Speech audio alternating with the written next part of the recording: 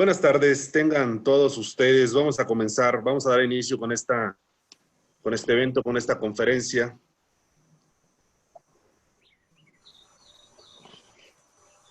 Buenas tardes, mi nombre es Juan José Martínez Bolaños, soy el enlace académico de la Sociedad Mexicana de Criminología, capítulo Nuevo León. Y vamos a dar inicio en unos momentos con esta conferencia. Les pido de la manera más atenta que silencien sus micrófonos a los que van entrando, silencien sus micrófonos para tener una mejor experiencia durante esta conferencia.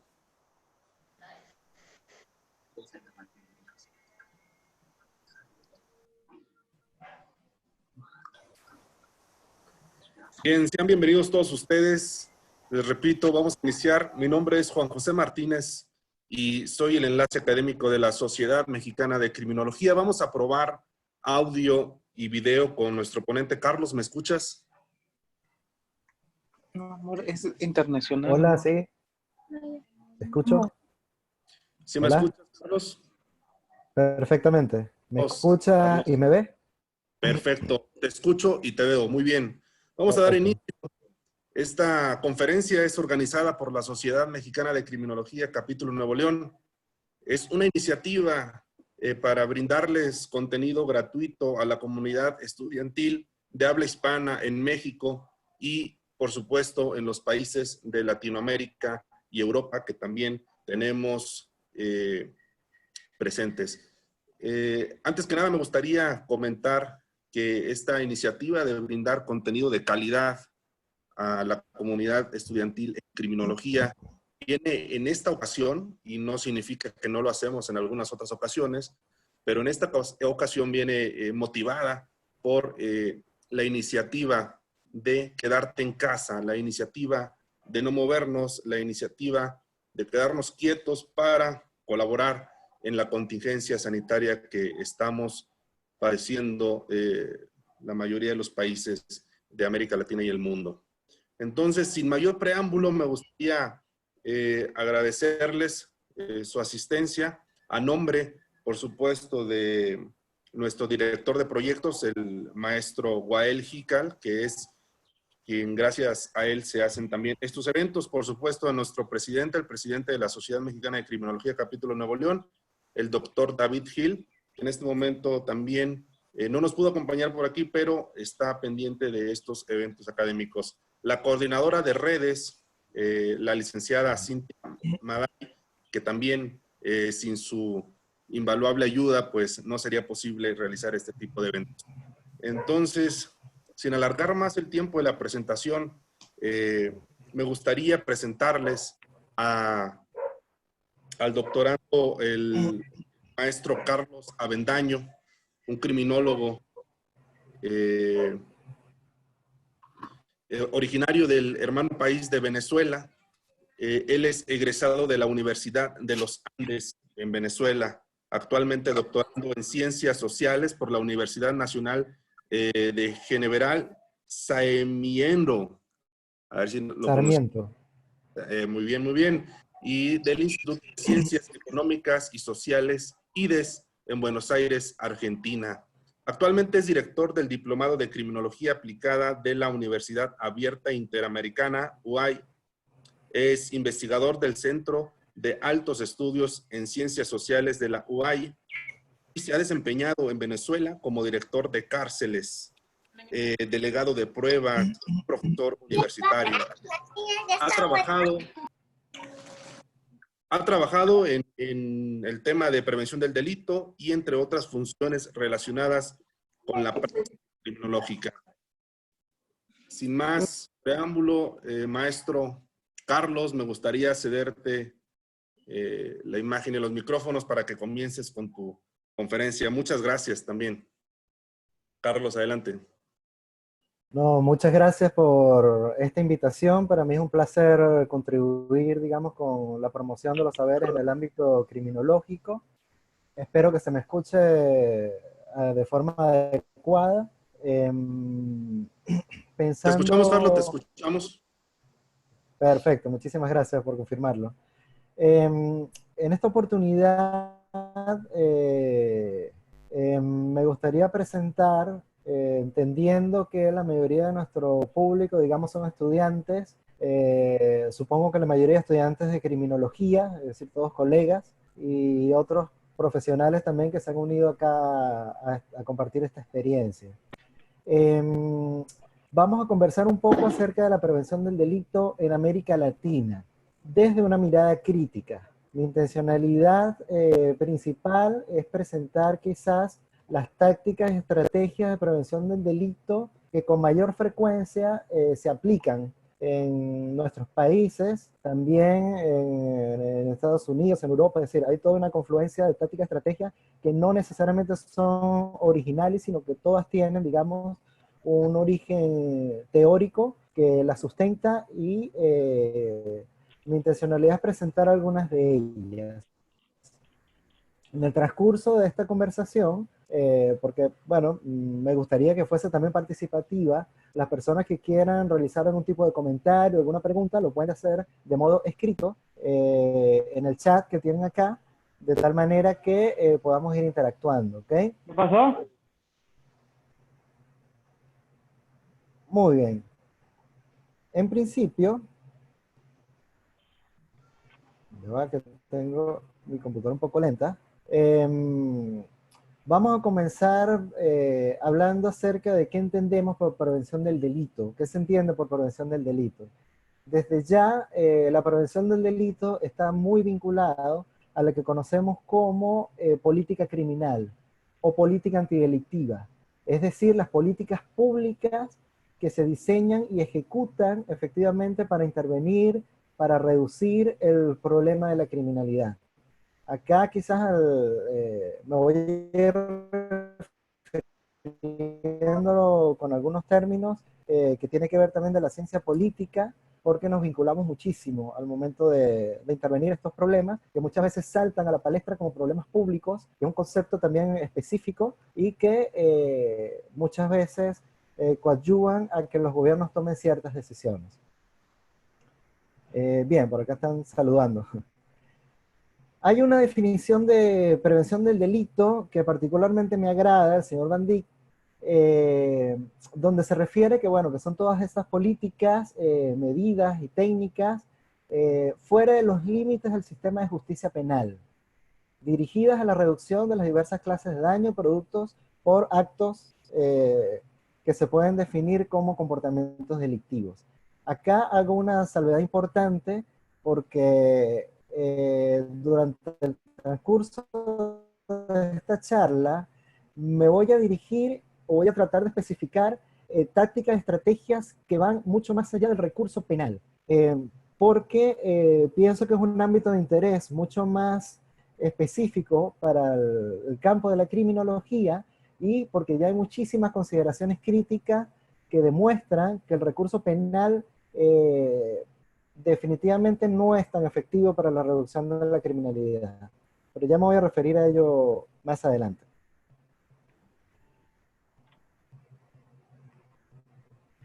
Bien, cuando hablamos de política criminal, específicamente de las medidas de prevención del delito, básicamente hay dos grandes ámbitos, ¿bien? La represión del delito, es decir, una vez que el delito ya se comete, una vez que las manifestaciones delictivas ya son públicas, notorias, son un hecho como tal, ¿cuál es la reacción social de las instituciones de control del Estado para con ese comportamiento? Generalmente el recurso penal es la represión del delito, ¿bien? Es decir, la activación del aparato penal para aplicar una sanción que denominamos pena.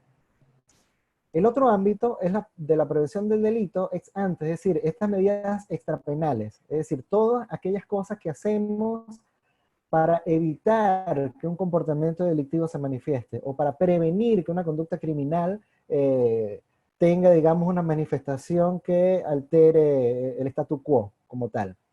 Por ende, la finalidad en materia de política criminal que involucra estos dos ámbitos, tanto la represión como la prevención de la criminalidad, implica la utilización de diferentes dispositivos institucionales, tecnologías de poder, técnicas de intervención que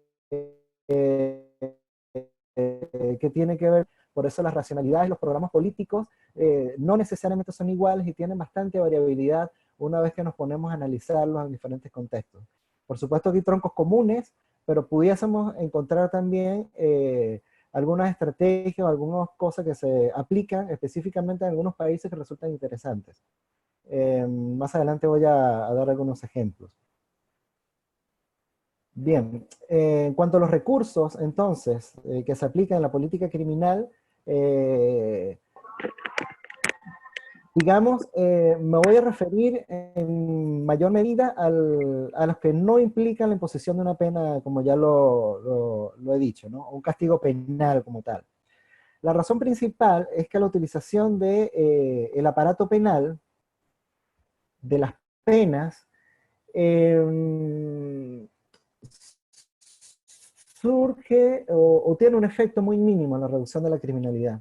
En la mayoría de los países, o la mayoría de las legislaciones, si nos ponemos a observar, cuando un comportamiento delictivo pasa, digamos, a ser un problema público, la primera tendencia de reacción formal es en el endurecimiento de las penas o las sanciones penales.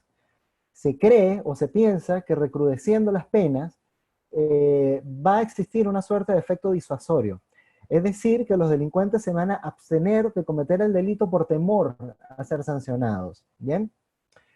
Esto hasta cierto punto o tiene un nivel incluso risible, porque cuando los que estudiamos el comportamiento delictivo y efectivamente tenemos contacto directo con las personas que cometen delitos, sabemos que los delincuentes no se compran, digamos, el código penal, ni están pendientes de la actualización de las leyes especiales para cometer delitos. Es decir, no lo agarran como si fuese un menú, para ver efectivamente qué sanción va a tener cierto comportamiento para yo no hacerlo entonces porque me van a sancionar de forma muy fuerte. Esto es una forma muy caricaturesca, muy quizás infantil de entender el fenómeno de la criminalidad y por eso, por ende, estas acciones no tienen un efecto como tal. Normalmente el delincuente, cuando decide cometer un delito, lo hace con la plena convicción o quiere convencerse de que no va a ser capturado. Es decir, va a cometer el robo, muchos son muy religiosos, se encomiendan a alguna deidad para que no los capturen, y cometen el hecho delictivo. Entienden que el sistema de justicia es parte del riesgo de lo que están haciendo, pero no se detienen a pensar efectivamente en la dureza o no de la sanción penal. Por eso es que estos discursos, digamos, punitivos, que de alguna manera podemos escuchar en medios de comunicación de algunos países, hay que efectivamente tratarlos críticamente y levantar voces, las voces autorizadas de los criminólogos, los que manejamos el tema, para desmontar este tipo de discursos porque no tienen ningún efecto específico. También discursos como la pena de muerte, la cadena perpetua, estos recursos extremadamente punitivos muchas veces tienen el efecto contrario, hacen como un efecto rebote. Pareciera que los delitos empezaron a aumentar una vez que las sanciones penales muy fuertes empiezan a aplicarse. Entonces, esto como un preámbulo crítico de este tipo de recursos penales que además se utiliza muchísimo en Latinoamérica. Creo que es uno de los recursos más comunes una vez que empieza un repunte en las tasas delictivas o los medios de comunicación también muchas veces se encargan de colocar el problema del delito como un problema público cuando muchas veces no es tan exactamente así. Tenemos experiencias acá mismo en Latinoamérica, sobre todo en el Cono Sur, es decir, Chile, Argentina, Uruguay, donde al contrario de otros países de la misma región, cuentan con tasas delictivas realmente bajas. En el caso de Argentina van bajando incluso, y aún así los medios de comunicación instalan en la matriz de opinión el tema del delito como un problema grave que da la sensación de que va en aumento. Entonces, la sensación también de la criminalidad, este concepto de inseguridad o cómo nos sentimos de forma subjetiva frente al delito es un elemento muy importante también que tenemos que tomar en cuenta al momento de analizar la política criminal. Muy bien. ¿Yo? ¿Alguna pregunta? No, por ahora saludos. Muy bien, saludos a todos los que se están conectando y felicidades a los que están estudiando, a punto de egresar, que se están presentando. La criminología es extremadamente apasionante, así que échenle ganas, como dicen allá en México. Bien, Vamos un poco a entrar entonces en materia sobre qué es lo que se hace en materia de prevención del delito y qué es lo que encontramos con más frecuencia en nuestros países, ¿ok? Básicamente hay un consenso en varios criminólogos que escriben y se dedican al tema de hacer una distinción de tres tácticas de prevención del delito. La táctica situacional ambiental, que me atrevo a decir que es una de las tácticas más utilizadas y que va como en aumento en nuestros contextos regionales, sobre todo con el ascenso, digamos, a la palestra pública o política de ciertas ideologías más conservadoras. Las tácticas situacionales de alguna manera son como que las más elegidas. Hay tácticas sociales y tácticas comunitarias de prevención del delito. Ya vamos a ir entrando en materia de cada una de ellas. Antes de ello, es importante hacer una aclaración, sobre todo para los que nos dedicamos al diseño o al asesoramiento en el diseño de políticas públicas antidelictivas. Y este es un problema que pareciera no tener una solución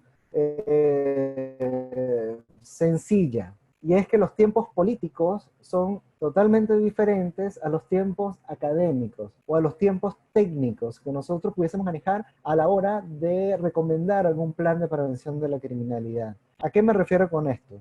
Normalmente los políticos tienen un tiempo limitado para hacer cosas, dependiendo de las elecciones, que corresponden de acuerdo a cada uno de los países. Es decir, tienen 4 años, tienen 6 años, tienen 5 años para hacer algo, ¿ok? Y nos enfrentamos en nuestro contexto que la mayoría de los problemas de criminalidad, ¿qué opinas de la táctica psicosocial? Ya vamos para allá. La mayoría de los problemas de criminalidad no están diagnosticados de la forma correcta, de la forma adecuada. Es decir, cuando entendemos que hay un problema del delito, no existe una base suficiente de estudios empíricos que efectivamente nos dé cuenta de qué es lo que está sucediendo exactamente en determinada zona, país o región, para poder recomendar estrategias de prevención del delito que efectivamente sean eficientes y reduzcan la criminalidad. Al no contar, digamos, con recursos suficientes, lo primero que hay que hacer es hacer un diagnóstico empírico, adecuado, de qué es lo que está sucediendo. Una vez que se realiza este diagnóstico, es que se, digamos, proponen acciones. Y muchas veces estas acciones que se proponen en prevención del delito, nosotros las tendemos a dividir en fases, porque como el problema de la criminalidad es tan multifactorial y normalmente es muy complejo, que tenemos muchas veces o tenemos que intervenirlo de distintos puntos de vista. Eso implica que muchas veces hagamos fases de prevención de la criminalidad, y estas fases de prevención de la criminalidad no corresponden con los tiempos electorales. Entonces muchos políticos no se interesan en aplicar efectivamente estas acciones porque entienden que tienen o están presionados para mostrar cosas importantes, para mostrar que están haciendo algo. Entonces esto es una limitante importantísima y crucial para entender qué es lo que se hace en prevención del delito en nuestros contextos. Normalmente, la forma de decidir qué es lo que se hace en materia de prevención del delito viene acompañado por lo que se cree que quieren la mayoría votantes. ¿Ok? Cuando mantenemos en la opinión pública discursos cada vez más punitivos, los políticos tienden a considerar que lo que quieren sus votantes es mayor mano dura, es decir, mayores acciones punitivas, mayores acciones que demuestren que ellos son inflexibles contra el tema de la criminalidad. Cuando esto ocurre, la opinión experta tiende a ser desplazada. Entonces, los que pudiésemos opinar de forma acertada, nuestras voces empiezan a ser aisladas o empiezan a no ser escuchadas, y empieza a tomar entonces la palabra en estas acciones otros actores en el ámbito de las políticas públicas. Normalmente actores policiales o actores militares, o también actores que están vinculados directamente al sistema de justicia, a jueces, a la aplicación de leyes. Cuando esto ocurre, entramos en un fenómeno que se le denomina el populismo penal. El populismo penal ha sido estudiado también por diferentes autores, no hay un consenso claro sobre zona, cada región tiene, digamos, diferencias, entonces es muy difícil encontrar una definición generalizable, óptima. Pero básicamente tiene que ver con la utilización del recurso penal. Es decir, aumentan las tasas de encarcelamiento, aumentan operativos policiales, recrudecen el tema de las leyes, sacan leyes especiales para que las penas sean cada vez más largas o para, digamos, dificultar el tema de las salidas del sistema penitenciario, ya sean libertades condicionales, destacamentos de trabajo, dependiendo de lo que maneje cada una de las legislaciones, empieza a ser mucho más difícil y eso genera muchísimo más inconvenientes en todo el sistema de justicia penal, sobre todo en el sistema penitenciario. ¿Bien? La utilización de la pena, el recurso penal, como preventor de la criminalidad tiene un efecto contrario muy claro. En nuestros contextos regionales, las cárceles se están convirtiendo en un nicho importante de actualización delictiva. Incluso las bandas importantes de criminalidad o el crimen organizado que está emergiendo, o que ya tiene algunos años emergiendo en América Latina, están muy vinculados al sistema penitenciario. Es decir, quienes dirigen las acciones delictivas, quienes dirigen secuestros, quienes dirigen, digamos, acciones importantes de la criminalidad, muchas veces están ya privados de libertad, están en las cárceles. Y eso genera muchísimo más inconvenientes. En el contexto quizás del eje norte de América del Sur, ya, es decir, Brasil, pero sobre todo Brasil, Venezuela, México, digamos, Colombia, tenemos unas condiciones de tasas de criminalidad mucho más elevadas que en el Cono Sur. Y sin embargo, tenemos estas similitudes en el manejo de los sistemas de justicia, es decir, las tasas de encarcelamiento han tendido a aumentar en toda la región. Eso nos lleva entonces a que la mayoría de gobiernos empiezan a aplicar lo que denominamos las tácticas situacionales o ambientales del control de la criminalidad, que tienen un anclaje en las teorías de la elección racional y teorías de las actividades rutinarias. Me puedo detener en algunas de ellas brevemente para aquellos que no manejan el término teórico, pero desde esta perspectiva, desde este pensamiento de la criminología, se entiende que el delito, digamos, es una elección racional, es decir, que las personas que cometen delitos realizan una valoración muy similar a cuando estamos, no sé, haciendo un negocio. Es decir, colocamos en una balanza los pros y los contras, los beneficios que me va a tener realizar cierta acción y la inmediatez de los resultados.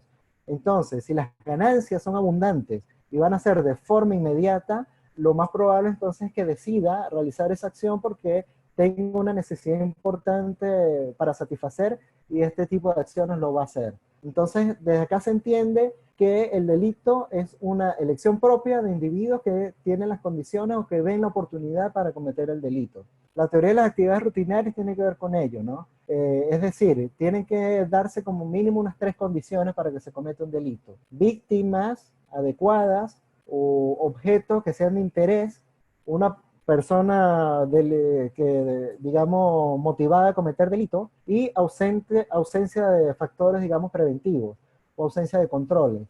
Si alguno de estos elementos, o digamos, si confluyen estos 3 elementos en tiempo y en espacio, las probabilidades de que se cometa un delito aumentan exponencialmente. Por eso estas tácticas van como dirigidas a tratar de eliminar las oportunidades del delito, que a las personas no les sea fácil cometer el delito, que se le dificulte como tal.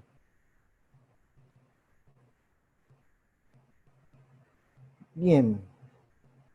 Por acá me hacen una pregunta interesante. Me dice, doctor, buenas noches, ¿qué opina respecto a la pena de muerte como prevención del delito? ¿Existe algún indicio de que realmente funcione? Tenía entendido de que esta no sería eficaz. Y efectivamente, señor Rodrigo, usted está en todo lo correcto. De hecho, la investigación criminológica que tenemos acerca de los beneficios, quizás los resultados de la pena de muerte, demuestran que efectivamente no es eficiente para el control de la criminalidad. Y, bueno, y muchos indicadores. Uno de ellos es que en los países donde existe la pena de muerte, quizás en el espacio ideal, se esperaría que esos delitos que se han sancionado con pena de muerte no se volviesen a cometer más. Y eso daría un indicador de que efectivamente entonces la pena de muerte logró ser disuasoria y las personas no cometen ese tipo de delito por temor a que el Estado los ejecute. Y lo que demuestran las tasas delictivas es que no es así, es decir, los delitos sancionados por pena de muerte se siguen cometiendo y muchas veces van incluso en aumento como tal. Entonces, ahí se demuestra la ineficacia de este tipo de medidas como tal. Igual que la cadena perpetua, incluso, es decir, no tiene un efecto disuasorio en términos generales para la prevención de la criminalidad. En alguna oportunidad un funcionario policial cuando discutíamos este tema me decía, bueno, pero garantizamos que esa persona que comete el delito por lo menos no va a cometer otra vez el delito porque lo matamos. Y parecía una suerte de justificación, pero realmente no tiene ningún sentido como tal porque el delito se sigue cometiendo. Entonces la acción pierde un efecto realmente eficiente porque la estrategia no brinda resultados. De hecho, en Estados Unidos, China es uno de los países que más ejecuta o que más personas tienen el corredor de la pena de muerte y los delitos se siguen cometiendo como tal. Entonces, digamos, basado en la evidencia empírica, se ha concluido en muchísimos estudios que la pena de muerte no reduce la criminalidad de forma eficiente.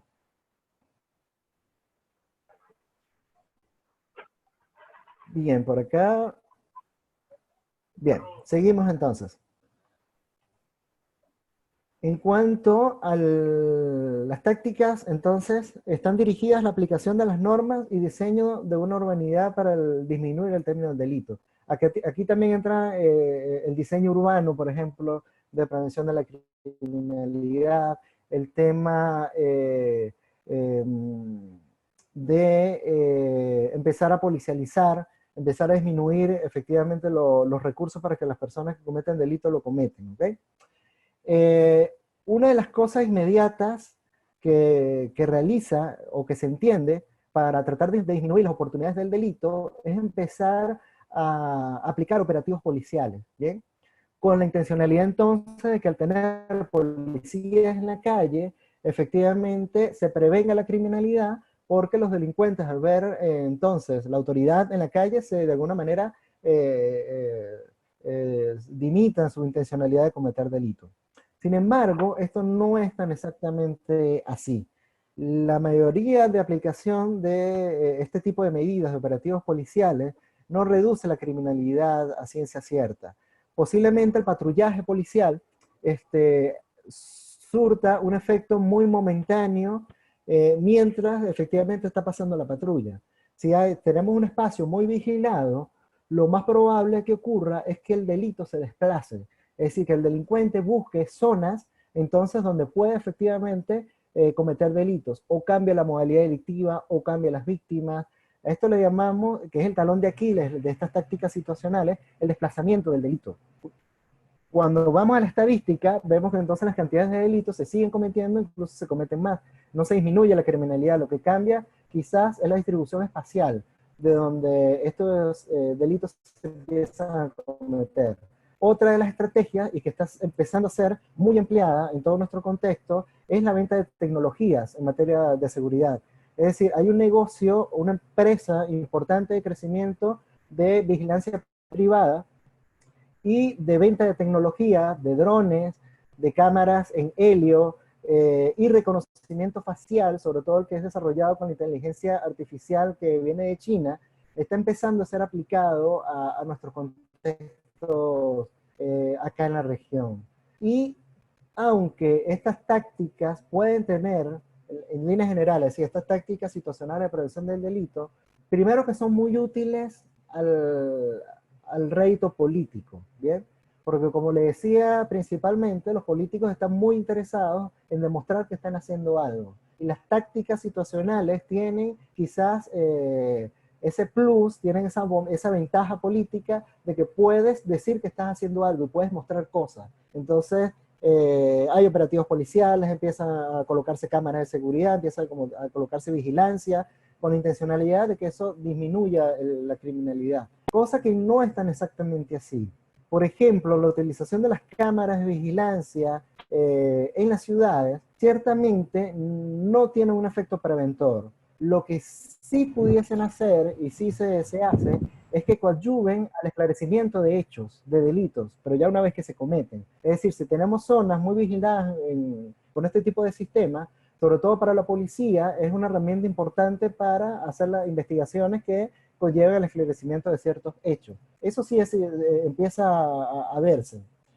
Sin embargo, cuando empezamos a ver la distribución en las regiones de donde se colocan estos medios, estos implementos, vemos que normalmente se colocan en espacios donde hay mayores recursos económicos. Es decir, donde las oportunidades para el delito, los objetos atractivos son mayores. Es decir, normalmente en zonas, regiones de clase media alta, es donde más se instalan este tipo de dispositivos. En las otras zonas quizás más marginadas, en zonas de clase quizás media baja o clase baja, donde en la mayoría de nuestra región se cometen realmente los hechos delictivos con mayor frecuencia y de forma más violenta, entonces estos mecanismos están ausentes. Entonces hay un cierto efecto quizás discriminatorio en este tipo de acciones, lo que hace, digamos, sus resultados muy focalizados. Tiene resultados, pero muy pocos, ¿no? Por acá están haciendo algunas preguntas. Buenas noches. Entonces es efectivo que los delincuentes vean presencia policíaca, pero saben que no pueden hacer ciertos actos ya que están protegidos claro, dice Comisión, me imagino que es los derechos humanos. Sí, acá hay también un discurso importante. Acá dice, como policía, primer respondiente de manera exacta aplicaría la prevención de... Bueno, los operativos policiales no es que hacen una prevención del delito per se como tal. Y cuando habla acá de la presencia policíaca, sí, hay un efecto disuasorio, pero ese efecto disuasorio es muy momentáneo, muy específico. Pensemos que para disminuir la criminalidad en una determinada zona o una zona amplia, ¿cuántos funcionarios policiales debería tener el Estado para garantizar efectivamente que existan policías en cada momento, a cada hora, en cada instante, en cada esquina, en cada calle, en cada manzana de una ciudad, de una determinada ciudad? Hay ciudades donde esto es digamos, imposible prácticamente. Si no hay suficientes recursos humanos, policial, para atender solamente a labores de patrullaje. Porque además la policía también tiene que dedicarse a otras funciones como el esclarecimiento de hechos, la investigación, o quizás otras muchas tareas donde no es solamente tener la presencia o solamente que hagan, digamos, patrullaje en ciertas zonas determinadas. Entonces, esto es un elemento importante porque cuando se diseña la política decimos, bueno, mayor presencia policial, tenemos que tener claro que hay un efecto disuasorio, pero también tenemos que tener claridad sobre los límites de estas formas de prevenir la criminalidad. Tiene límites claros, y es que en términos generales, cuando vamos a la estadística, la criminalidad no es que se reduce, sino que se desplaza. Entonces, lo que hacemos es desplazar el problema delictivo de una determinada zona a las zonas aledañas, ¿ok? Entonces, si vamos a seguir aplicando este tipo de medidas, tenemos entonces que aplicar también presencia policial, operativa, etcétera, a las zonas aledañas. Y lo más probable es que el delito se siga, digamos, desplazando a la siguiente zona y no se termina de alguna manera la criminalidad de reducir, es exponencial como tal. Sirve en términos políticos, se demuestra que se está haciendo algo, sí tiene un efecto importante, y esto es bueno que no se me escape, en la sensación de seguridad o en la percepción de inseguridad que tiene, digamos, el ciudadano común. Es decir, yo ciudadano común veo una patrulla, veo un policía cerca de mi casa y tengo la sensación entonces de seguridad, de que efectivamente me están cuidando y no se están cometiendo delitos. Pero esa sensación, esa percepción de seguridad, muchas veces, o la mayoría de las veces, no tiene una relación directa con la criminalidad real, efectivamente con la cantidad de delitos que se están cometiendo. Cuando estudiamos en términos estadísticos, nos damos cuenta entonces que las medidas no son efectivamente adecuadas, o que no tienen quizás la posibilidad de reducir la criminalidad en los niveles en que esperamos. o en las expectativas que le colocamos a este tipo de medidas para reducir el delito como tal. Bien. Eso, digamos, son las consideraciones críticas que más se utilizan. Otro elemento importante tiene que ver con falsos positivos, sobre todo con el manejo de las tecnologías de reconocimiento facial que se están aplicando en América Latina. Acá en Argentina, en la capital federal, empezó a aplicarse también este tipo de técnica de reconocimiento facial, y tiene una, quizás, es decir, no hay un nivel de prevención de la criminalidad. Lo que hace es detectar quizás personas que ya tienen antecedentes penales o que están siendo buscadas por el sistema de justicia, lo ingresan, digamos, en estos sistemas, y cuando las cámaras detectan una coincidencia entre el rostro de la persona que va caminando y lo que está en la base de datos, emite una alarma y esa persona puede ser capturada. Entonces, tiene ciertas ventajas en ese sentido. Pero lo que estamos viendo es que el sistema evidentemente es falible, y lo que está dando son falsos positivos también muchísimo, es decir, personas que se parecen al que está ingresado en la base de datos, pero que no es. Y bueno, pasa un mal rato porque es capturado, es llevado hasta que efectivamente logra ser identificado y se demuestra que no es la persona que se está buscando dentro del sistema. Entonces, hay pros, hay contras, pero lo más probable es que los sistemas de inteligencia artificial vayan aprendiendo de estas experiencias, y posiblemente en este mismo siglo, en esta misma década, empiecen a aparecer nuevas tecnologías, nuevos dispositivos de control que tienen esta línea también de prevención situacional, a la que también tenemos que estar atentos para evaluar efectivamente su eficacia, porque no es solamente la venta del dispositivo, sino que también tenemos que evaluar si efectivamente esta política cumple o no la función por la cual se está aplicando. Hay inversiones multimillonarias en este tipo de tecnologías con la idea de prevenir el delito, cuando efectivamente no es que previene el delito, la criminalidad, digamos, para justificar los recursos que se están muchas veces invirtiendo en este tipo de dispositivos. Entonces hay que estar como que atento, con una mirada crítica en esta perspectiva. Bien, ya había hablado del desplazamiento del delito, que es como el talón de Aquiles de estas tácticas de prevención del delito. El delito se desplaza, y existen diferentes tipos de desplazamiento porque no se dan de la misma manera. Hay desplazamientos temporales, se comete el mismo delito, pero con el mismo blanco, pero en otro momento. Sobre todo estudian cuando es el patrullaje policial. Entonces, cuando no hay presencia policial, lo más probable es que se ocurran estos mismos tipos delictivos, pero entonces en un momento diferente. También puede haber un desplazamiento, no solo temporal, sino un desplazamiento del tipo táctico. Es decir, el mismo delito, el mismo blanco, se realiza con otros medios o de otra forma. Hay un cambio de quizás, acá apareció una raya que no la hice yo, no sé. Pero bueno, el desplazamiento también de blancos, que esto se refiere específicamente a que cambia, digamos. Es decir, se comete el mismo tipo de delito, pero se desplaza hacia otro blanco, otro tipo de, otras víctimas. Y por último, el desplazamiento del tipo del delito como tal, es decir, cuando las personas que cometen delito entienden que no es rentable, por ejemplo, cometer ciertos actos, lo que hacen es mudar o desplazar entonces la actividad delictiva. Ha pasado mucho con la implementación de tecnología para evitar el robo de teléfonos celulares, por ejemplo.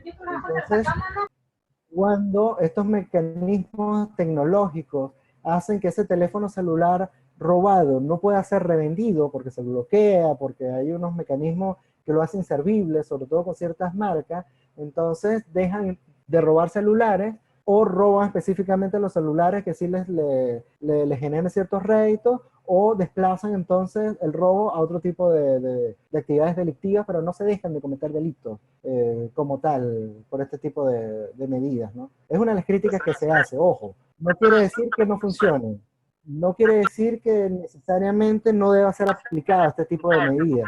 Es decir, pueden ser aplicadas porque tienen un nivel de eficiencia, pero muy temporal y con límites claros, que es a lo que tenemos que estar atentos al diseño, cuando vayamos a diseñar una política pública en materia de prevención de la criminalidad. Otros elementos críticos que podemos citar para este tipo de medidas tiene que ver con que prioriza exclusivamente los delitos contra la propiedad. Es decir, deja de lado otro tipo de delitos que se cometen en el foro, quizás, por ejemplo, la violencia de género, por ejemplo, los femicidios, por ejemplo, no sé, delitos de cuello blanco, temas de estafa. Hay una gran cantidad de comportamientos delictivos que este tipo de tácticas situacionales deja efectivamente de lado porque no tiene la capacidad estratégica de abarcarlos. Es simplemente delitos contra la propiedad en zonas específicas donde lo que hacemos es ponerle más difícil al delincuente que cometa cierto tipo de delitos. Se dirige a los síntomas y no a las causas. Por eso es que les comentaba, el delincuente cuando está motivado a cometer delitos y ya ha tomado la decisión, él lo sigue cometiendo. Es decir, este tipo de tácticas no modifica de alguna manera esos elementos estructurales que están generando la delincuencia. Entonces, mientras aplicamos estas técnicas, pero dejamos sin tocar lo que está generando la criminalidad, evidentemente la criminalidad se va a seguir cometiendo y muchas veces se va a ir recrudeciendo o dependiendo de las propias sociedades, de los cambios sociales, en los momentos históricos específicos, los delitos pueden empezar a repuntar.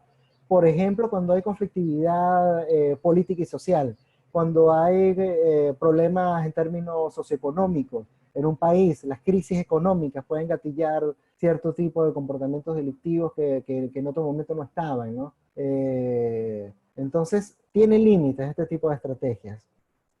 Puede promover también la fe ciega en la tecnología, que muchas veces puede ser injustificada, como le estaba comentando. Hay inversiones multimillonarias en tecnologías con la intencionalidad de prevenir el delito y que muchas veces es absolutamente injustificada porque no tienen la capacidad de prevenir el comportamiento delictivo como tal. Más bien tiene otras funciones, puede tener otras ventajas, pero hay que estar atento efectivamente a lo en lo que se invierte, ¿no? Promueve un tipo de vigilancia que es altamente intrusivo en la vida privada de los individuos, sobre todo y esto es una discusión que se está empezando a dar, bueno, tiene tiempo también, pero en el tema ético, en el tema moral también, sobre el uso de las nuevas tecnologías, o también el Internet de las cosas, es decir, estos drones que los podemos tener incluso en casa y los sacamos a volar y grabamos toda la escena, y grabamos toda la calle, grabamos todas las personas sin el consentimiento de las personas precisamente que están participando en esos cuadros. Así sucede también con estos mecanismos de vigilancia, estos mecanismos también de cámaras en todos lados, en todas las entidades, porque hay una invasión también de la privacidad de los individuos que no puede dejarse de lado en las discusiones, también en el diseño de las políticas como tal. Por último, presentan evidentemente implicaciones culturales muy adversas, como lo que les estaba comentando, no solamente de quizás la tendencia a ser discriminatoria porque estas tecnologías se utilizan en ciertas zonas, digamos, privilegiadas, sino también que va creando esta mentalidad de fortaleza que decía Crawford, ¿no? Que efectivamente de amurallarnos, de aislarnos, de tratar se identifica entonces un otro como enemigo, entonces se aíslan ciertas comunidades, tenemos que estar absolutamente protegidos, empiezan a venderse incluso alarmas, sistemas de seguridad, seguros incluso para hurtos o robos.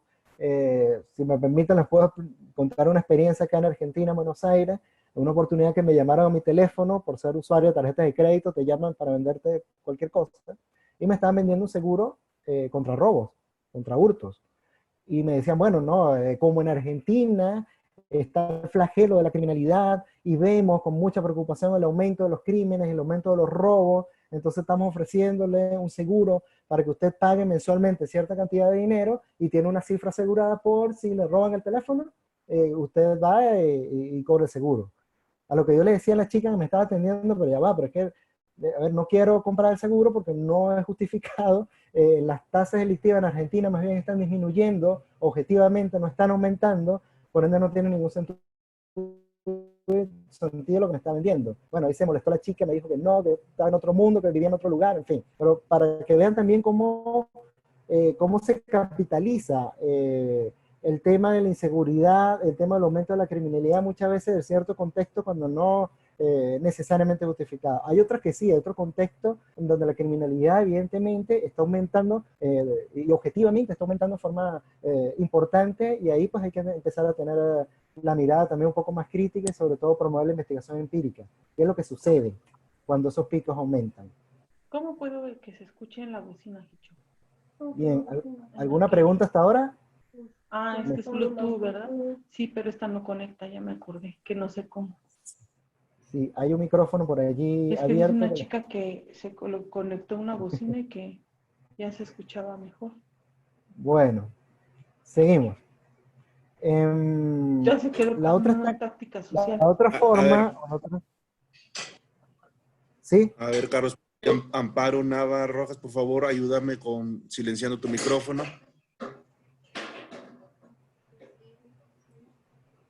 Mientras consigue la bocina.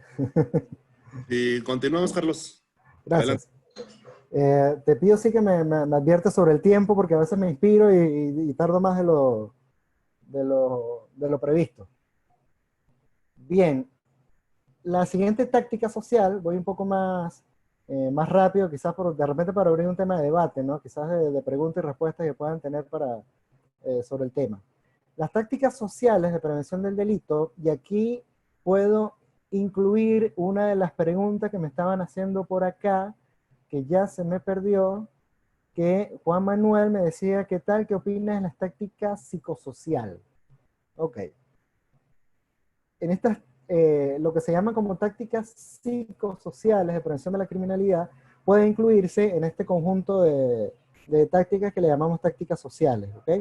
Acá se involucran una cantidad importante de estrategias que los vamos a ir manejando.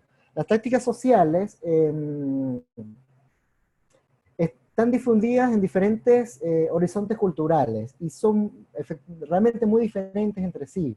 Aquí entran diferentes formas de prevenir la criminalidad, pero básicamente tienen origen teórico en lo que es el marco de la crisis del Estado social, en las contingencias del Estado, digamos, en las teorías sociológicas, sobre todo de la conflictividad, y también las teorías de control. Yo cito por acá por lo menos los vínculos sociales de Hirschi, la subcultura delictiva de Cohen, es decir, toda esta sociología que habla de las causas de la criminalidad que tiene un origen mucho más vinculado a la socialización, ¿bien? Tiene su origen en una mala socialización primaria, secundaria y terciaria, pero acá se incorporan también estos términos que vienen más de la medicina, ¿no?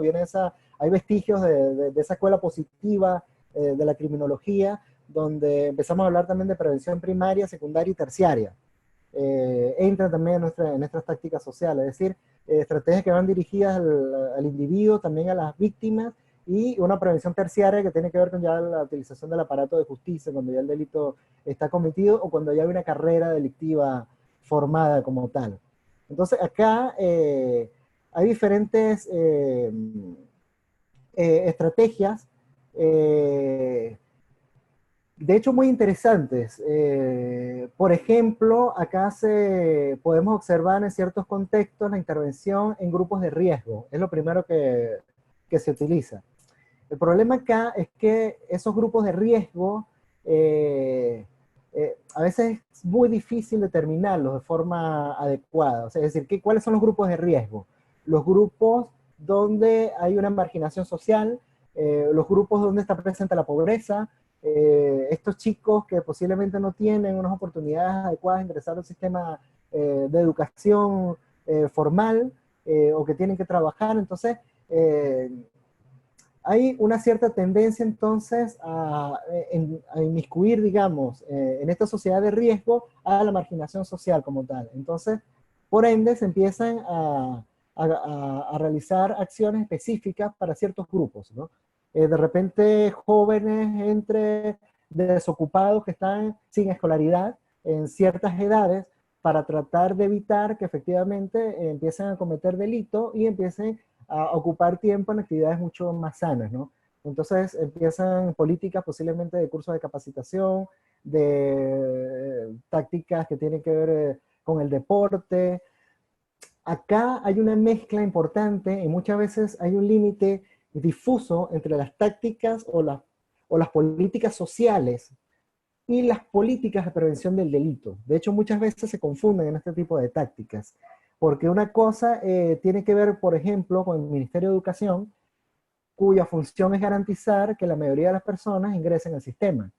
Pero entonces, el hecho de que las personas no ingresen al sistema educativo es un problema más de las políticas educativas que de la política de prevención de la criminalidad, ¿se entiende? Entonces, muchas veces se cabalgan o colindan intereses dentro del mismo Estado por la aplicación de este tipo de políticas. Otras veces los Estados empiezan a hacer políticas integradas.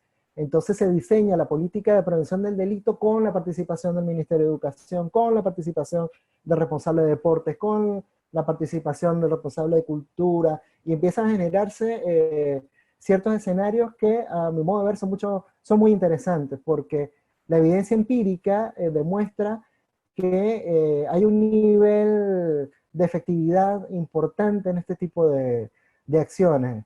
Es decir, el Estado, digamos, al garantizar a un grupo de riesgo posibilidades para que se desarrollen de forma adecuada en la sociedad convencional, puede garantizar que ese grupo intervenido, la mayoría efectivamente, no se vincule con los problemas de la criminalidad. Sin embargo, bueno, también tiene sus bemoles, ¿no? Porque volvemos a lo anterior. Son políticas que normalmente son de larga data, es decir, no son políticas que se pueden implementar en un lapso de tiempo corto de 2 o 3 años, y muchas veces los réditos políticos no otorgan demasiado apoyo y no otorgan demasiado financiamiento a este tipo de iniciativas, y sobre todo, y mucho más importante, no se evalúan adecuadamente. Por ende, nos quedamos sin herramientas muchas veces para demostrar a la opinión pública, sobre todo, y a la clase política, mira, este tipo de medidas efectivamente funcionó, redujo la criminalidad, o este grupo intervenido, efectivamente demostramos que en el transcurso de una cantidad de tiempo, evaluándolo con otro grupo control que no fue sometido a estos programas, estos jóvenes delinquieron mucho menos, o están, o digamos de alguna manera, están insertos en la sociedad en una mejor postura. Entonces, ahí tenemos un problema con los tiempos académicos y políticos, como lo venía presentando al principio, de este tipo de acciones como tal, ¿no? Hay un impulso, y esto es una consideración crítica, a generar intervenciones cada vez más tempranas sobre los jóvenes en riesgo. Y muchas veces es muy difícil determinar en términos causales realmente que este grupo en ciertas condiciones de riesgo efectivamente vaya a cometer delitos. Es decir, nos metemos en un mundo bastante complicado porque es muy difícil hacer una prognosis criminal de ciertos tipos de delitos cuando la intervención es a muy temprana edad. Entonces, aquí surgen los críticos de este tipo de medidas. Bueno, dicen, bueno, pues, ¿desde qué edad vamos a intervenir?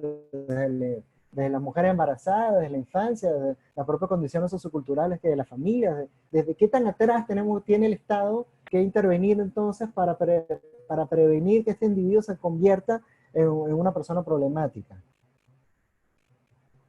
Bien, por acá, ¿qué relación tiene el equilibrio social con la prevención? Esto está muy interesante porque es parte de estos estudios que muchas veces son inconmensurables, ¿no? De hecho, estas tácticas de prevención del delito se basan en este tipo de consideraciones, de las desigualdades sociales, por ejemplo. Entonces se supone que haces, el comportamiento delictivo disminuiría porque se le atribuye la causa de la criminalidad efectivamente a estas desigualdades. Y esto puede ser cierto en ciertos comportamientos delictivos, pero no es tan cierto en todos los delitos, ni en todas las circunstancias, ni en todos los momentos. Entonces, aquí hay una brecha importante que hay que atacar con investigación empírica, necesariamente. Porque puede ser que este tipo de medidas funcione en una determinada zona, país o región, pero no funciona en otras. Y eso también es importante tenerlo en cuenta. Bien, dice acá, criminología existe factores predisponentes y factores preparantes. ¿Puede usted orientarme? Y tiene correlación entre las tácticas y sus... Totalmente, totalmente. De hecho, estas tácticas sociales de prevención de la criminalidad están basadas teóricamente en estos factores predisponentes. Es decir, cuáles son los factores criminógenos que de alguna manera facilitan el comportamiento delictivo.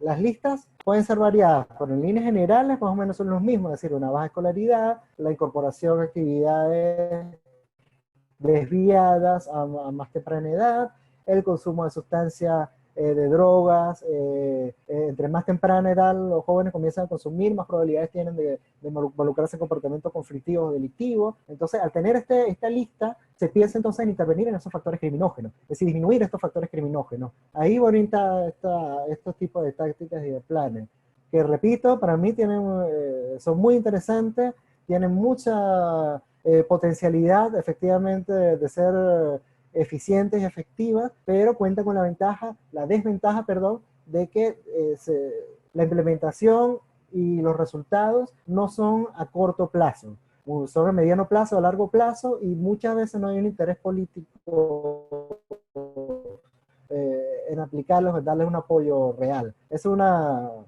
limitante que tienen. En la política criminal, la política pública, lamentablemente tenemos que lidiar con estas tensiones entre los tiempos, entre el aparato público, entre lo político y efectivamente lo que tiene que realizarse. Porque muchas veces no hay ni siquiera continuidad en los planes y programas que se diseñan. ¿A qué me refiero con esto? Que cuando cambia el político, cambia el gobierno, ponen a otro y no queda vestigio de lo que se hizo anteriormente, empiezan de cero nuevamente a hacer un diagnóstico y no tiene, digamos, este criterio racional de valorar lo que se hizo anteriormente y darle continuidad si efectivamente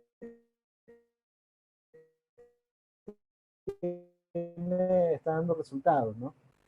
Considera que el servicio militar obligatorio sería medio de prevención para el delito. No hay investigación empírica, datos que demuestren que efectivamente de una manera significativa.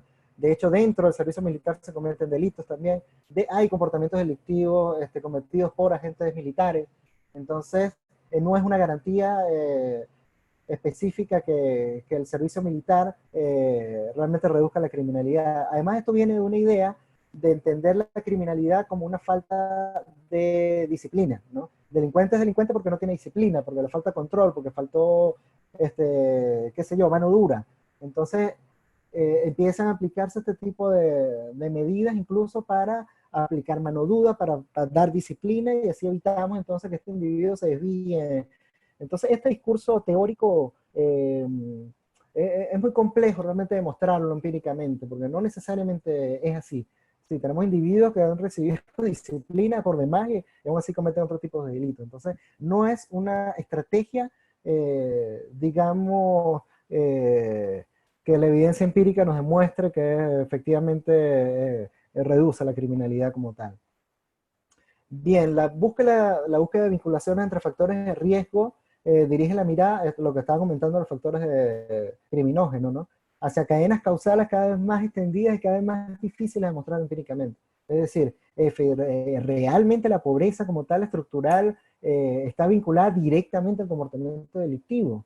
Es decir, puede ser un factor desencadenante, pero no es un factor causal como tal, porque muchos individuos que viven en estas condiciones y no cometen delitos, más bien son víctimas del comportamiento delictivo. La estadística nos dice que la gente de menores recursos, que están en situación de pobreza, tienden a ser más vulnerables y terminan siendo más víctimas de delitos que lo que el sentido común cree que son las clases, que pueden ser las clases altas, media altas, los que más son víctimas de delitos. Entonces tenemos toda una cantidad de factores que hay que considerarlos no de forma dogmática, no casarnos con un enfoque teórico directamente, porque aunque pudiésemos organizar una estrategia muy lógica con ese enfoque teórico, no necesariamente nos va a dar los resultados esperados. Por acá dice, la conducta delictiva tiene que ver desde la familia. Efectivamente, eso es lo que dice Hirschi en su teoría del control, cuando habla de los vínculos sociales, o el vínculo entre el individuo y la sociedad convencional. A eso nos referimos los criminólogos cuando hablamos del control social informal. Es decir, la importancia de la formación familiar. Sin embargo, no es un requisito sine qua non para efectivamente que las personas no cometan delitos como tal. Porque recuerden, el delito, porque, a ver, si pensamos en un solo tipo de delito que vamos a prevenir, el delito que algunos autores llaman el delito de los pobres, por ejemplo, el delito, es decir, el robo común, el hurto, puede tener el perfil de estos individuos una connotación de crecimiento en ciertos espacios marginados, con familias estructuradas, con entornos familiares disfuncionales, pero no necesariamente todas las personas que cometen delitos o que cometen otros tipos de delitos tienen estas relaciones causales o tienen este tema familiar. De hecho, familias muy bien estructuradas, adecuadas, y las personas cometen delitos. Casos muy comunes, bueno, he evaluado infinidad de personas totalmente adecuadas, pero y el hijo, clase media alta, es el azote del barrio. Es decir, es el que maneja el tema delictivo, es el que maneja los controles. Entonces, es inconmensurable. A veces pensar en relaciones causales tan duras, quizás tan directas, no necesariamente es muy adecuado porque no es tan fácil de mostrarlo, sobre todo para el diseño de políticas públicas como tal. Conveniente una política criminal que integre la cultura de la legalidad desde la cátedra básica, no sabría, bueno, puedo suponer a qué te refieres con cátedra básica, como materia adicional de estudios. Puede ser, lo que sucede es que no, a ver, no necesariamente porque exista una materia en clase, digamos, que diga ética o diga comportamiento civil, que de hecho los hay, necesariamente hay una internalización directa en el individuo de este tipo de comportamiento, porque tiene que ver con una postura moral, tiene que ver con una asimilación de valores que no necesariamente se adquiere en el entorno escolarizado, ¿se entiende? No necesariamente la escuela incorpora valores o integridad a estos niveles.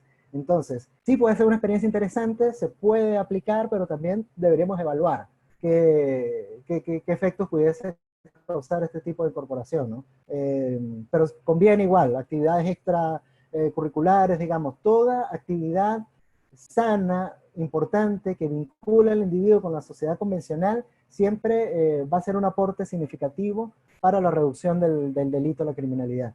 No estoy diciendo que no sea, digamos, efectivo. Lo que estoy diciendo es que hay que tener claridad y conciencia de los límites con los que nos vamos a enfrentar con este tipo de tácticas y estrategias. ¿Okay? Convencer a los políticos a implementar ciertos programas, comenzar lo que ese es un Javier Camacho, ese es el tronco fundamental de la política pública antidelictiva, ¿ok? Si logramos convencer a los políticos, porque además lo podemos convencer, el problema es que no tenemos la garantía de que este político continúe, es decir, hay que convencer a este y convencer al otro. Por eso que es muy importante la participación de profesionales en el área, en los espacios públicos. Del delito todo el mundo opina, eso es una cosa impresionante y que nos tiene que llamar la atención a nosotros como criminólogos. Uno prende la televisión y los periodistas son los principales que opinan, todo el mundo es experto en materia de prevención del delito y pueden dar y opinar cualquier tipo de cosas que no necesariamente son adecuadas. La opinión experta, la opinión autorizada de criminólogos o de personas que se formen en el ámbito de la criminología es muy necesaria en la palestra pública, porque primero hay que recuperar esa entidad científica de la criminología que se pierde con los opinólogos de oficio en términos del delito. Y eso para mí es pieza fundamental para que los políticos empiecen a tomar en cuenta la opinión especializada, la opinión de los expertos y dejen de lado la opinión o lo que creen que la mayoría de las personas saben, entienden, opinan, porque además la mayoría de las personas no son tan punitivas como se cree. La mayoría de las personas no están dispuestas a aceptar penas de muerte y penas más elevadas, etcétera, etcétera. Entonces, hay un nicho importante que tenemos que reflexionar sobre todo, y estos espacios nos sirven para pensarlo, ¿no? Doctor, la personalidad, ¿hasta qué ámbito es principal factor de la conducta delictiva? Esto es una discusión bastante amplia y profunda. A ver, hay efectivamente rasgos de personalidad que pueden influir en que un individuo tenga mayor tendencia a comportarse de una manera u otra, o a romper normas, o a romper reglas, que se va determinando efectivamente con el tiempo, pero no es un elemento causal necesariamente de la criminalidad como tal. Ciertos tipos de delictivos pueden ser explicados por rasgos de personalidad, sobre todo por estructuras de personalidad antisocial, por ejemplo, o con rasgos de personalidad psicopáticas también. Y, aunque también tenemos muchos psicópatas que no cometen delitos. Entonces es un ámbito donde nuevamente la relación no es tan causal, no es tan clara con el comportamiento delictivo. Bien, las técnicas de intervención sobre potenciales ofensores o grupos de riesgo son estigmatizantes. Sí, de alguna manera tienden a ser estigmatizantes por lo que les comentaba, que efectivamente se identifican como grupos de riesgo ciertos. Bueno, eres pobre, sí, negro, sí, bueno, tú vas a ser delincuente. Entonces, yo he estado, véngase conmigo y haga ciertas actividades porque ya de por sí tienes todo para ser delincuente. Entonces, el tema de la teoría del etiquetamiento, también hay que tener muchísimo cuidado cómo se interviene en ciertas edades a ciertos grupos, porque este efecto estigmatizante puede generar un efecto rebote. En vez de intervenir para que sacarlo o quizás darle herramientas para que no se mezclen el delito, puede ser que lo esté empujando más bien el comportamiento delictivo, porque ya se entiende que el Estado lo está etiquetando como un posible delincuente, como una persona sospechosa, como una persona peligrosa. Entonces, hay que tener mucho tacto en la medida cuando se aplican este tipo de medidas, ¿ok? Última táctica de prevención del delito, la digo un poco más rápido, ya tenemos una hora acá de ponencia y me interesa que mantengan la atención, que no se me duerma, muchachos. Si tienen alguna pregunta, igual los voy a ir en la medida posible respondiendo. La evolución del delito en México y cómo hay los índices de femicidio. Cuando hay mujeres y niños mueren a diario, nuestra tipología del delito es un patrón cultural. ¿Para usted qué puede estar pasando? Eso es una pregunta interesantísima. No solamente en México. Estos patrones se están viendo en Latinoamérica, sobre todo también porque, a ver, no es de hace mucho tiempo que están viviéndose los feminicidios, por ejemplo, ¿no? Esta categoría delictiva es reciente y también tiene muchos problemas para poder registrarse, porque muchos países, dependiendo de las legislaciones, puede considerar feminicidio un acto y otro no. Entonces, acá hay una materia importante de análisis que todavía nos falta pulir en materia criminológica, pero efectivamente vemos con preocupación que esto sigue en aumento. Y además, cuando estudiamos el tema del feminicidio, lo vemos aún más, porque efectivamente la mayoría de feminicidios ocurren en el hogar, es decir, y ocurren por la pareja. Entonces, hay un tema, un contexto cultural importante que la propia estadística nos está dando y nos está diciendo a la cara, mira, acá hay algo que hay que empezar a intervenir, a manejar, ¿no? La personalidad, ¿de qué ámbito? El principal factor de la conducta, y vuelvo, la personalidad, hay elementos, pero, a ver, estaríamos hablando de rasgos de personalidad específicos, ¿no? Hay personas un poco más agresivas, otros menos, pero sobre todo con los rasgos de personalidad antisocial son los que más están asociados. Pero no todos los delincuentes tienen un trastorno de personalidad antisocial. Eso es muy importante considerarlo. Por ende, no es un factor causal, digamos, para todos los comportamientos delictivos. ¿Bien? El delito también se clasifica por estrato social, no necesariamente, pero sí, lo que pasa es que nuestro sistema de justicia son, digamos, actúan de forma discrecional. Y normalmente son capturados, son investigados y son transitados por el sistema de justicia los delitos que cometen las personas más vulnerables. Por eso pareciera entonces que hay una relación entre la pobreza y el comportamiento delictivo, pero para mí tiene que ver más con el funcionamiento del sistema de justicia penal, de qué es lo que se decide investigar o no, qué es lo que se decide intervenir o no. Una característica común que tienen todas las cárceles es que la mayoría de los privados de libertad provienen de estratos sociales bajos, pero eso tiene que ver más con un tema de vulnerabilidad, con un tema de no poder pagarse una buena defensa, con un tema de tener menos poder de reclamo, porque hay una gran cantidad de delitos que son cometidos por las clases medias altas y que no necesariamente son investigados, son perseguidos con la misma ahínco que con las clases bajas. Entonces, no es que hay delitos por clases sociales, sino que hay aplicación de quizás del sistema de justicia penal, sí, por clases sociales. Eso sí lo pudiésemos afirmar. La movilidad social como interviene en la conducta delictiva, influyen los factores endógenos, exógenos de una personalidad para cometer delitos, es un motivo de las tácticas sociales diferentes a la táctica psicosocial. Lo que pasa es que la táctica social no es una sola. Acá como lo estoy presentando como táctica social un montón de estrategias, que entre ellas pueden estar tácticas psicosociales, intervención con menores infractores, específicamente ámbitos de tratamiento comunitario, aplicación, qué sé yo, de planes y programas de prevención del comportamiento, del consumo de droga. En las tácticas comunitarias pueden estar un montón de estrategias. Pero lo que tienen en común es, digamos, la intencionalidad, cómo va a dirigir, desde qué ámbito teórico se justifica este tipo de acciones. ¿Okay? La táctica comunitaria, acá hay elementos que están entre las tácticas situacionales y las tácticas sociales también.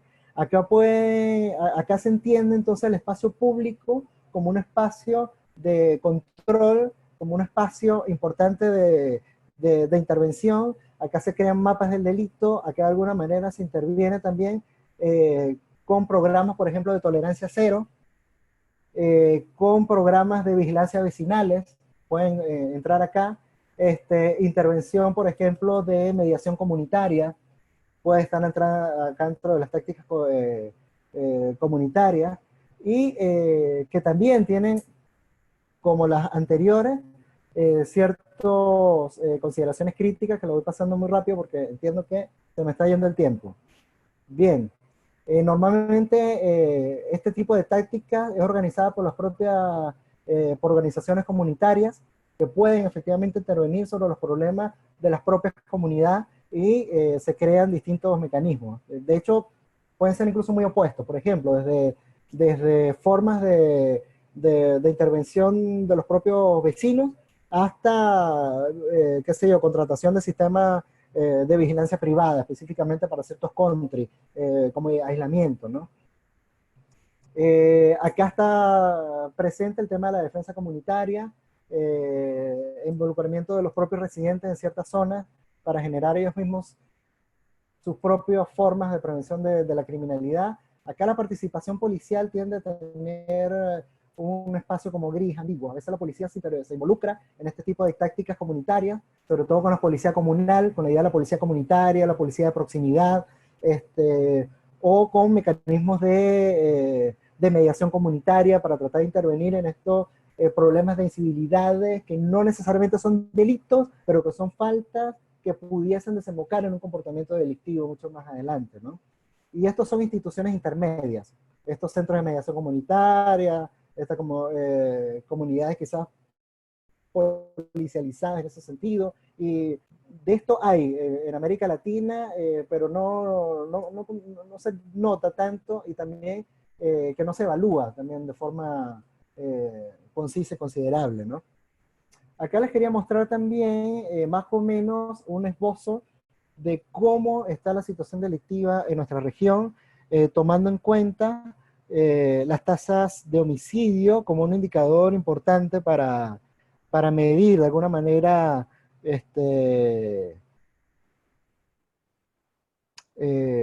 para medir el tema de la criminalidad, ¿bien? Y vemos que efectivamente es muy heterogéneo, pero lo que quiero rescatar de acá es que es muy necesario tener sistemas de estadística adecuados que nos permitan realizar diagnósticos específicos, que nos permitan proponer efectivamente tácticas, estrategias de prevención del delito que sean efectivamente adecuadas y eficientes.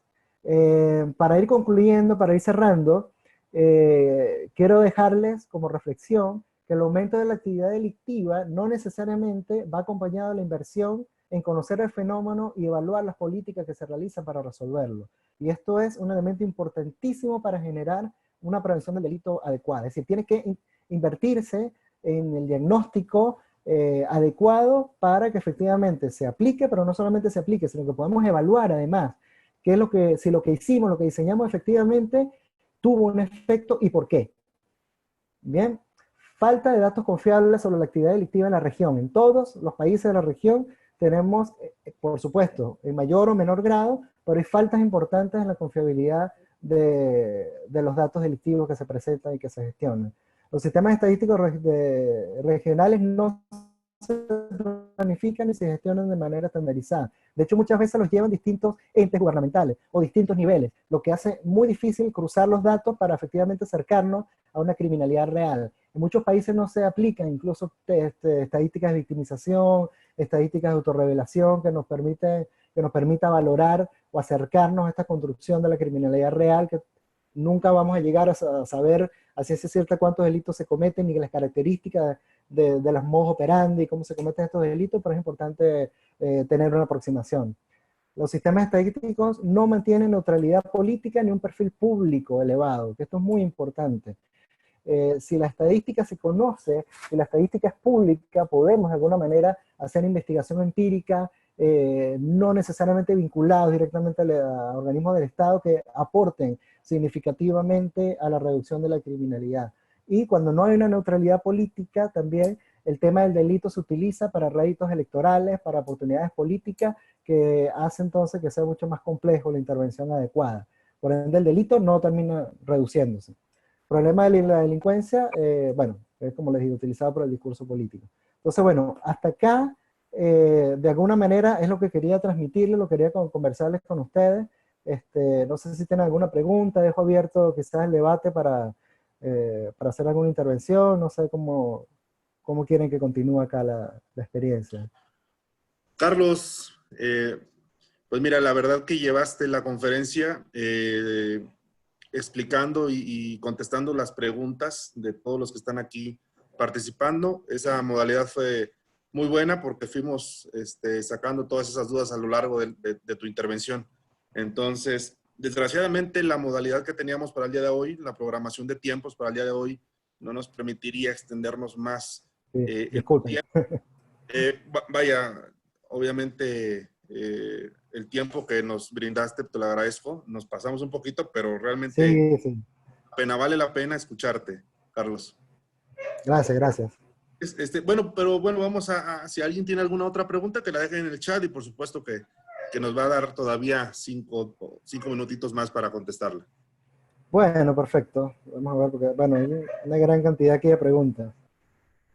Doctora María Magdalena Serraute, un saludo por acá, una amiga que está allá en México. A ver, ¿cómo hacer para reinsertar plenamente a la sociedad a una persona que cumplió una pena en un establecimiento penitenciario, sobre todo cuando deben de reconfigurarse para sobrevivir en un establecimiento? Sí. Sí, este es un gran tema que tiene que ver con la intervención terciaria, es decir, ¿qué hacemos con la intervención post-penitenciaria, ¿no? Porque ya hay un tema importante de lo que es la estigmatización social, el estigma como tal, del presidiario, del expresidiario, y aquí hay un nicho importante, ¿no? Yo creo que lo primero que hay que hacer es estimular muchísimo en las políticas públicas en que estos perfiles, en que el tema de los antecedentes penales no sea de dominio público. Por poner un ejemplo, acá en Argentina te piden antecedentes penales, por ejemplo, para acceder a cualquier actividad laboral. Es decir, usted lleva su currículo para cualquier trabajo y lo primero que piden es constancia de antecedentes penales. Y todo el sistema está dado para eso. Tú vas, hay un tema digital, pagas y te llegan los antecedentes penales al correo, y por eso pueden no a trabajar, lo cual esto agrava muchísimo la situación de exclusión social de los ex privados de libertad, porque al no tener oportunidades de reinserción social, lo más probable es que se mantengan en su actividad delictiva, y si no tenían una carrera delictiva formada, empiezan a formarla, porque efectivamente tienen que sobrevivir, ¿no? Entonces, esto es un debate importantísimo, pendiente, que tiene que ponerse en la palestra pública y tiene que, de alguna manera, llamar la atención. Pero como sucede mucho en este tema, mi estimada María Magdalena, al sistema penitenciario, a los delincuentes, a los presos, normalmente nadie le interesa demasiado conversarlo en materia de políticas públicas, más allá de lo que decir. Cuando la cárcel suena, cuando hay problemas con la cárcel, es que en la palestra pública se vuelve el tema de la cárcel, se discute la cárcel, se entiende, hay distintas posturas, la cárcel no cumple su función rehabilitadora, la cárcel es una institución de alguna manera estigmatizante que más bien agrava la situación delictiva. Todo eso se sabe, todo eso se conoce, pero no hay voluntad política para generar cambios significativos que nos atrevamos a efectivamente dar un vuelco a ese sistema que efectivamente entendemos que es nefasto desde que se creó, es nefasto durante toda la investigación criminológica de todo el siglo XIX, de todo el siglo XX, de todo el aparato, y aún así se mantiene, ¿no? De acuerdo a su experiencia el tema, ¿a qué edad se podría prevenir el delito? Es un tema, porque no hay una respuesta clara sobre a qué edad se va a prevenir el delito como tal. Primero por lo que entendemos como delito. ¿Qué tipo de delito se tiene que prevenir a qué edad, por ejemplo, ¿no? ¿En qué contexto? ¿En qué situaciones particulares? El delito de estafa, por ejemplo, el delito de cuello blanco, ¿a qué edad prevenimos que los banqueros no nos roben? Es decir, hay una gran cantidad de comportamientos delictivos que muchas veces su causa no necesariamente viene en la infancia como lo pudiésemos entender en otra perspectiva. Este tipo de pensamientos viene digamos, de la sociología que tiene réditos de alguna manera positivistas y vemos quizás el delito como una patología, que hay que intervenirlo a muy temprana.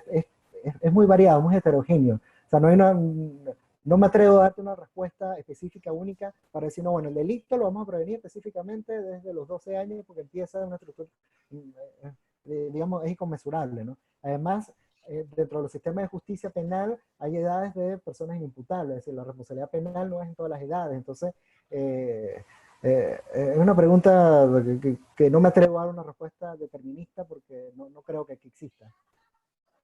¿Cuáles son las tendencias? ¿Sí? Carlos, muchas gracias. Desgraciadamente tenemos que cortar la transmisión, Sí, tenemos que ir son muchas preguntas. Bueno. Pero te agradecemos mucho. Voy a tomarme el atrevimiento de proponerte que más adelante organicemos un curso con algunas sesiones, con más sesiones, con más horas, ¿no? Sobre este mismo tema que me parece que se puede ampliar todavía muchísimo más. Sí, desde ya, encantadísimo. Perfecto, Carlos. Desde ya, pues terminamos. Te agradezco mucho. Me gustaría, ya nada más para terminar esta sesión, este evento, hacerte entrega de este reconocimiento, de esta constancia que emite la Sociedad Mexicana de Criminología, capítulo Nuevo León, a Carlos Avendaño Paredes. Sí la tienen en pantalla, ¿verdad? ¿La tienes en pantalla, Carlos? Sí, lo único es que es Paredes y no Paredes, pero bueno, solo perfecto, la corregiremos para cuando te la hagamos llegar a través de los medios formales en estos días, Carlos. Pero bueno, te agradezco por tu participación como ponente impartiendo la conferencia virtual Prevención del Delito en Latinoamérica, una mirada crítica, llevada a cabo el día 25 de marzo del presente año. Muchas gracias, Carlos, y esperemos que estemos... Muy agradecido por la invitación y desde ya a la orden para cualquier contribución en el ámbito criminológico. Me encantó. Perfecto.